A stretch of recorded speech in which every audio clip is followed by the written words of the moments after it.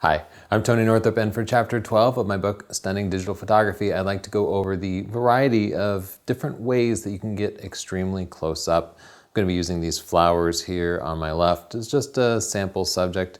So I have a APS-C camera here, a compact camera with a 50mm prime lens on it, and I'll just take a picture of these flowers as close as I can get.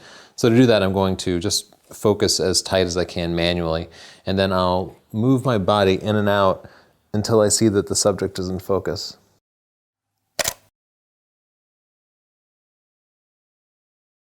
So that's not bad, that's fairly close, but we could certainly get a lot closer, and I have many different ways to do that.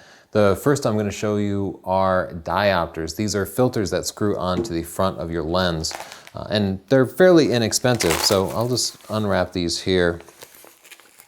And you can see this particular set, which I think it was under $20, comes with a variety of different diopters that allow you to get to different magnifications. Basically, they allow you to get closer than you would be able to without them. The advantage of diopters is that they screw onto the filter on the front of your lens, and therefore they can work with any camera, any lens, so long as it has filter threads on the front of it. Now, that means you need to match the filter size to the lens that you have. That one didn't have it, but this one actually does. So if I take the hood off, you'll see that they wrote some Greek symbol and then 77mm. And that means I need to buy 77mm filters for it. Now, these filters happen to be for a very large lens that I have that I can use it for underwater photography. So they're too big for this lens, but I'll just hold it up against the lens just for the sake of this example so we can see how much closer I can get with the diopter.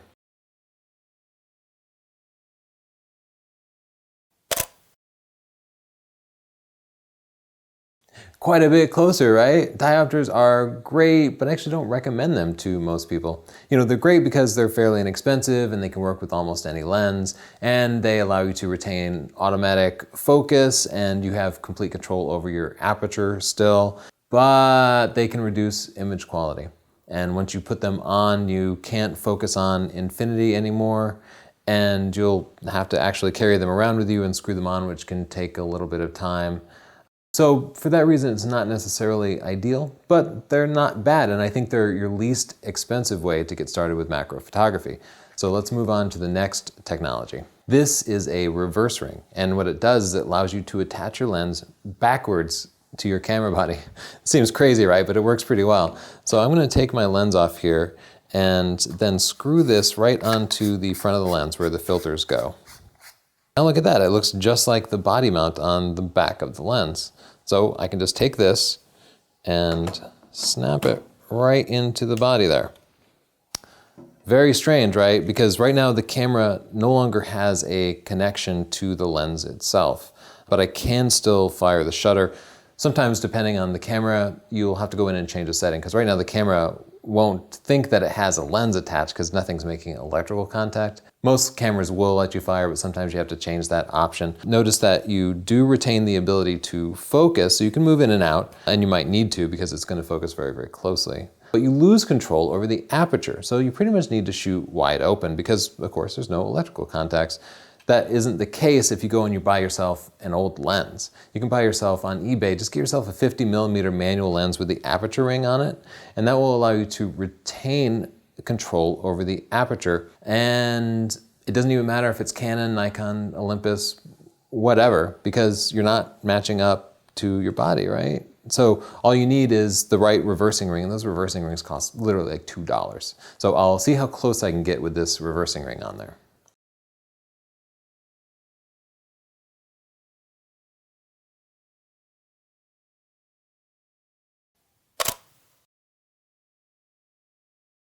Oh, I happen to have one of the lenses I was talking about, 50mm with manual aperture on it on this old Canon A1. If I can get it to come off. There we go. So you can see what I was talking about. You control the aperture using this dial here. And it doesn't matter that this is a different mount, this is an FD mount, because I can just put the reversing ring right here and attach it to my camera directly. So reversing rings have some advantages. They're extremely inexpensive, just a couple of dollars, and they can allow you to get extremely close. They don't reduce image quality, but you lose control over that aperture, so your existing lenses probably won't work that well. They're also not great to use with zoom lenses. That can be a little complex. It's really better to use a prime. In fact, it's better to use primes for just about anything macro related. I do recommend checking out the modern 50mm f1.8 lenses, which you can get for really inexpensive. The Canon versions are only about $100. If you can use two lenses together, what you might get is a reverse coupling ring. What these do is they mate two lenses together front to back. So you'll need to get a reverse coupling ring that has two different sizes of filters. So for example, this lens here is 77mm, and so this is a 77mm reversing ring. I'll screw that right on there. And then it's got a filter here that matches up to my 50mm. So I'll screw that on there. So this is a strange beast, right? Now I have two lenses matched together, one of them completely backwards. Now I'll match this to my camera. Now what I'm doing is I'm using the kit lens, a zoom lens, against the body. And then I'm putting a prime lens, my 50mm, backwards. This will give me control over the aperture that I didn't have with the reversing ring, because the zoom lens itself will be controlling the aperture. So now I'll take another picture so we can see how close I can get. Now you might have to control the zoom to make sure that you have a decent field of view there.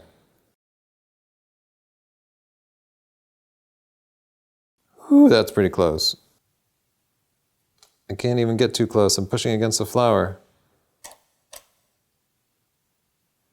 That got me so close, I literally broke my flower.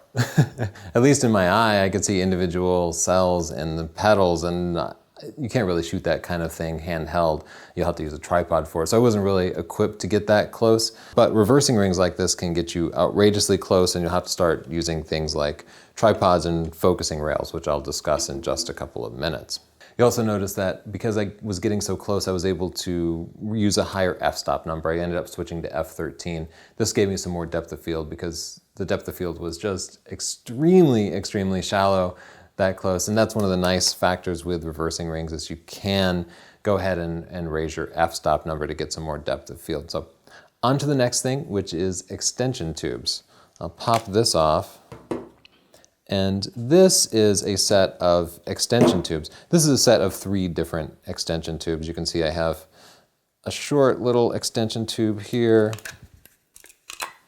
and a medium-sized extension tube, and then a bigger extension tube. And extension tubes are just tubes. They have no optics in them whatsoever. All they do is they move your lens away from your camera a little bit. That actually increases the minimum focusing distance. That is, allows you to focus closer and closer, but at the same time you lose infinity focus. So a set like this will cost you, $50 or $60, but it's going to depend. Now the set I'm using, you'll notice that it has electronics in it. And that's terribly important, because with those electronics you can retain autofocus and you can retain control over your aperture. If you get the cheaper sets that are all plastic, you don't get that anymore. So you'll either need the aperture ring right on the lens, or you'll need to do the trick that I show you in the book to electronically set the aperture on the lens before taking it off. Now I just noticed something funny here, but as I was demonstrating the reversing ring, you'll notice I got a bunch of pollen all over my lens. And this is one of the disadvantages of working with any sort of macro gear that requires you to reverse a lens. Suddenly you have the back element of the lens exposed, and that's not always the safest thing because there's no lens hood to protect it. And that back element often is not treated with the same coatings that the front element is, because the front element is designed to be exposed to the elements.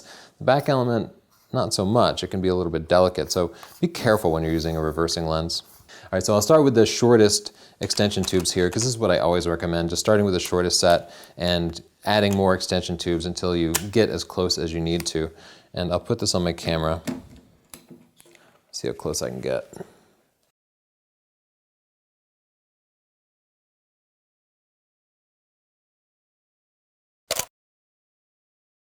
That's definitely much closer than I could get without the extension tube, but I have bigger extension tubes here, so I'll try adding the biggest extension tube and see how close I can get.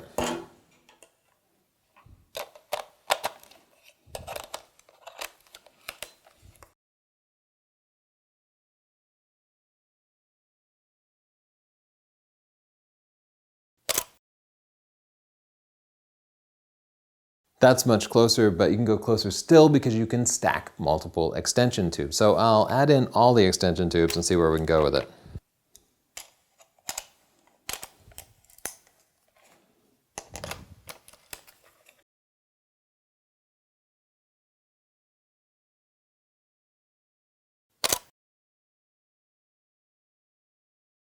So extension tubes are nice. You just need to get a set that are matched to your camera mount, like Canon, Nikon, Sony.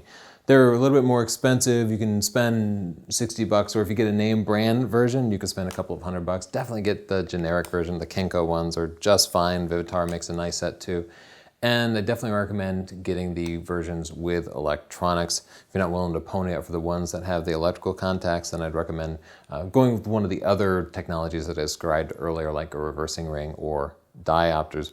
Now, extension tubes are something you can use even if you're not into macro photography, because I often use extension tubes with portraiture. If I'm taking a picture of a baby and I want to fill the frame, my portrait lens won't allow me to get that close, so I'll slap an extension tube on there and allow it to get just a little bit closer. I use them a lot with wildlife too, because even though I'm using like a huge 500mm lens, I can't focus close on like a little bird, like a finch or something. You can't focus close enough unless you slap an extension tube on there. So extension tubes are something just to keep in your bag. They're terribly useful.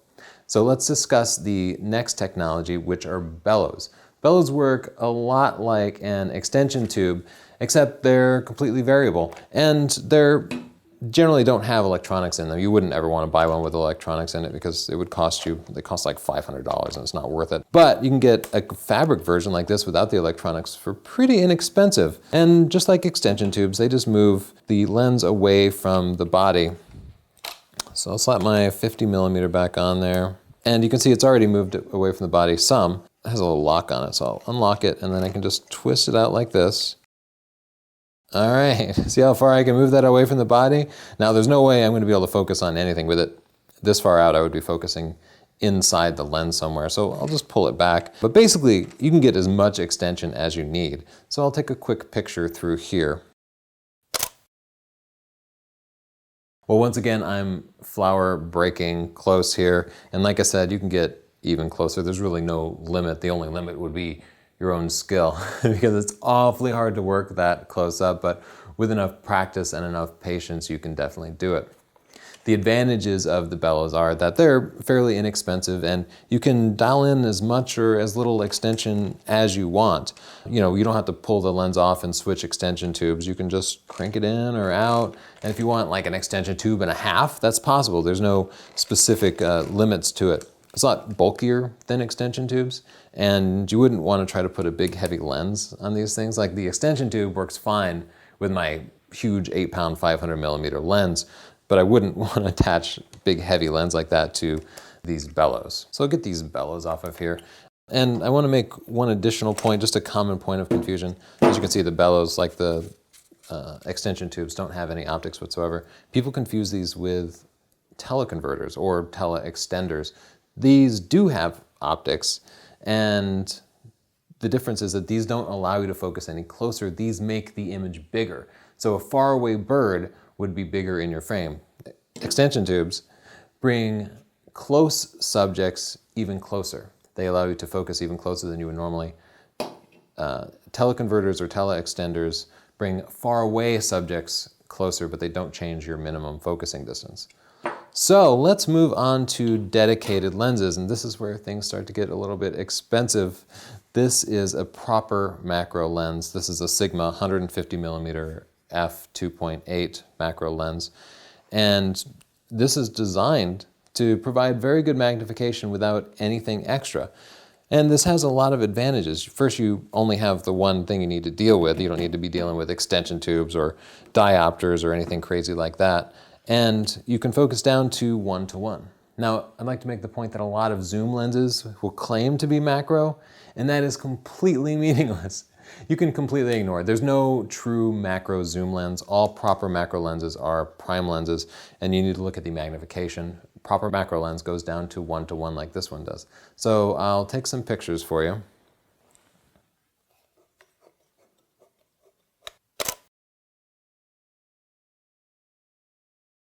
Now you'll notice that I didn't get nearly as close as I did with some of the other technologies. I still got down to one-to-one magnification, meaning the flower in real life was the same size as the flower on the sensor.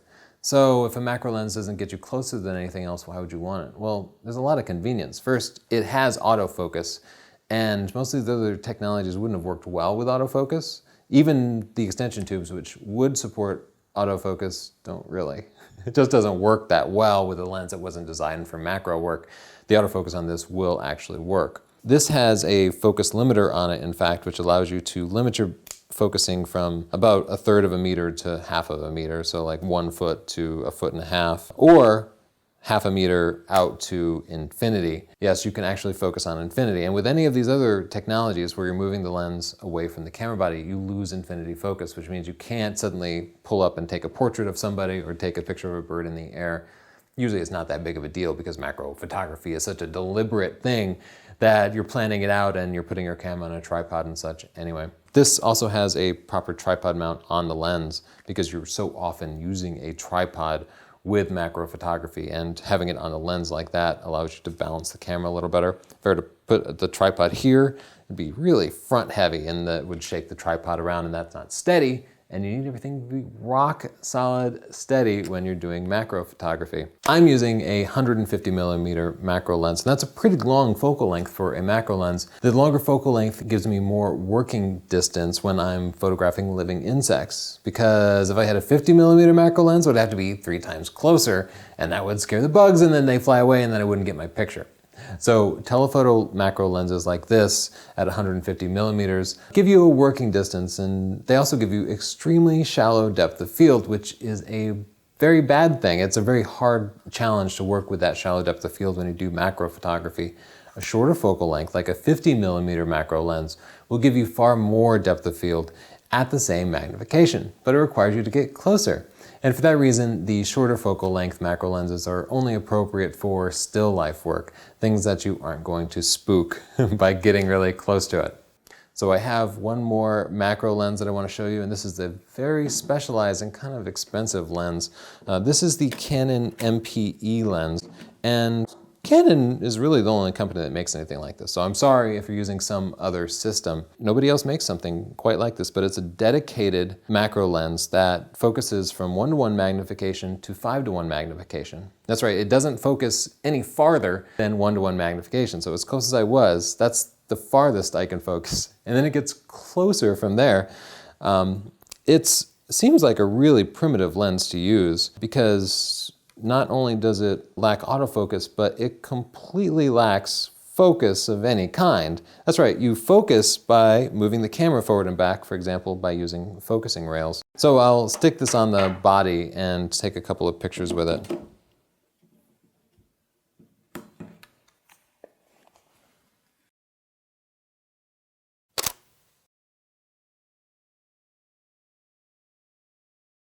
So that's what the MPE does at 1:1. Now I'll crank it out to 3:1. Ooh, look at how long it gets.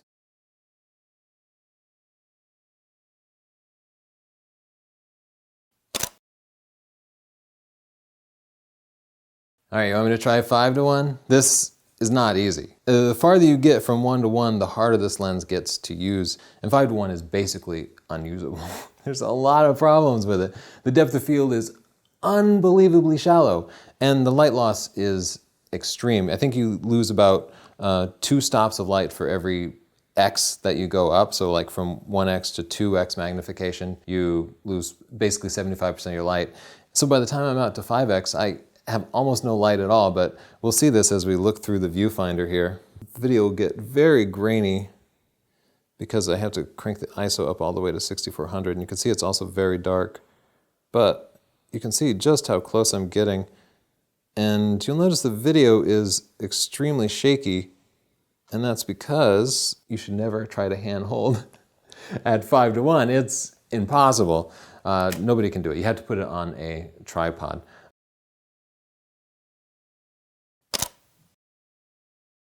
All right, so those shots were shaky and dark, which, if you look at the Amazon reviews for the lens, is what everybody says. Everybody buys this lens and they spend $1,000 on a new lens, and then they get it home and they're like, I hate this lens. It's so hard to use. It doesn't even have focus, and everything is blurry in it. And yeah, this lens takes a lot of discipline to use, but that's the beauty of the lens too, because nobody else is going to get those pictures, right? Nobody else is going to get that incredibly close. So if you're willing to put the time into mastering this lens, you can create pictures that nobody else could ever take. One more thing I'd like to show you are focusing rails. So I'll take off this MPE lens and put on its tripod collar, which pretty much always stays on it. I just handheld it for the demonstration.